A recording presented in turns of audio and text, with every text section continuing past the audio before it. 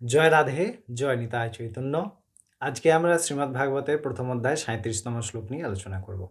আমরা আগের দিন ৩৬তম শ্লোকে নারদ মুনির মুখে শুনলাম কলিযুগের মহা প্রলয়, মহা বিঘ্ন, দোষ।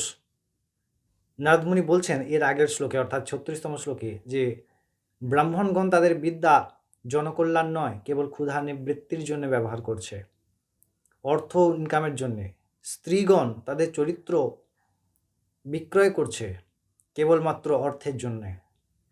আগে আমরা এমন দেখতাম না, এবং কলি যত প্রকট হচ্ছে, যত আরও অগ্রসর হচ্ছে, তত আরও বেশি বেশি চারিদিকে মদ্যপান পঞ্চমহাপাপ আমরা দেখতে পাচ্ছি। তাহা স্বাভাবিক, কোনো ব্যাপার নয়। মাংস, পশু হত্যা ইত্যাদি মহা ব্যভিচার, শিশু বিক্রি করছে, স্ত্রী বিক্রি করছে, মহা দুর্নিবার।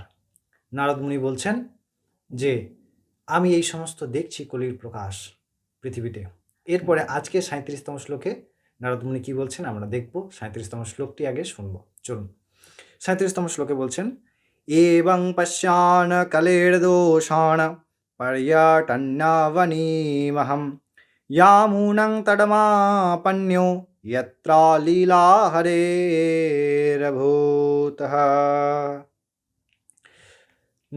নারদ মুনি বলছেন, আমি এই কলির ভীষণ পরিণাম দেখছি এবং হতবাক হচ্ছি, এবং এই লীলা দেখতে দেখতে আমি যমুনার তীরে এসে উপস্থিত হয়েছি, যেখানে ভগবানের পূর্ণভূমি, সে বৃন্দাবন ধাম, সেই পবিত্র ধামে আমি উপনীত হয়েছি। এই কথা কাকে বলছেন?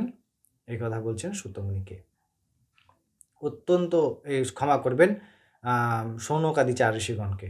অত্যন্ত গুরুত্বপূর্ণ এই প্রসঙ্গ আমরা পর্যায়ক্রমে দেখব, আলোচনা করব।